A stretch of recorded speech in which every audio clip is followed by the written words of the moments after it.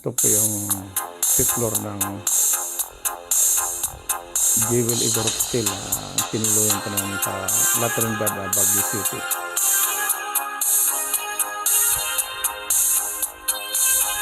Ito naman po yung Magsaysay Market sa Baguio City. Bilihan ng lahat ng klase ng mga palaman. Nariyan po.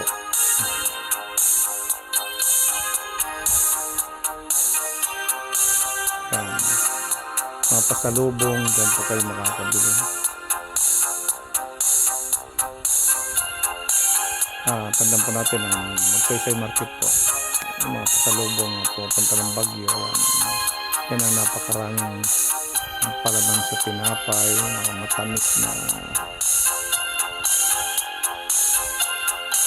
strawberry. Ayan po, nasa buti.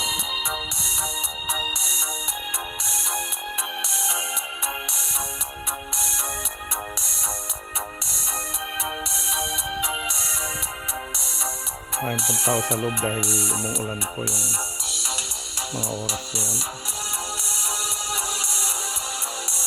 Medyo padilim na.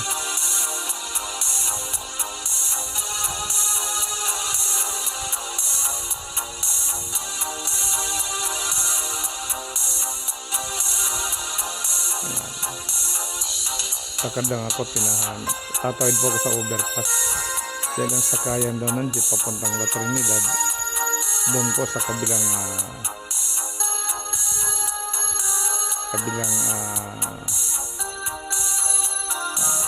ayan, kabilang karsada po. Pagdating po dito sa overpass, ayan, tatanong po tayo. Ayan yung nakahawak ko sa poste. Tinatanong ko yan, kaya pala sumagot naka-headset. Ayan. May sumagot naman sa akin, hindi siya.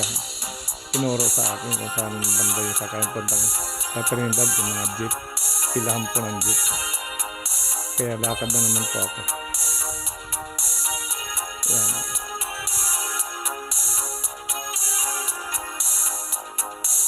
Maraming pong tao sa overpass dahil umuulan po. Malakas pong ulan. Ang Baguio City po, medyo hindi nakakatakot maglakad. Sit po yung lugar na yan. Parang disiplinado po ang tao.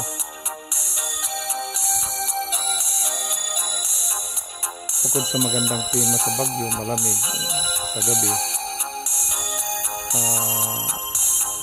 napakaganda po ang mga tanawin sa Baguio. Ayan. Malakas po ang ulan, kaya ako hindi ko nalintana yung mabasa ako. Kasi pagdating mo sa Jewel Igor Hotel, pwede naman maligo pag naulanan pa. Pagkatapos, dahil dito sa Baguio, priority po yung mga senior. 60 plus na tayo, kaya tumakbo na ako sa pilahan. Hindi na ako pumila, sumakay na agad ako sa jeep. Tuloy-tuloy na ako dyan, hindi na pumila. Kaya pabilis po lakad natin at umuulan po.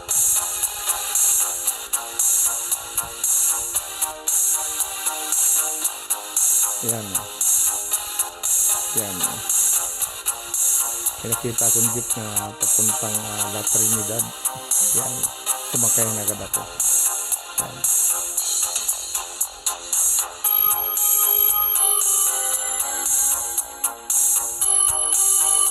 Salamat.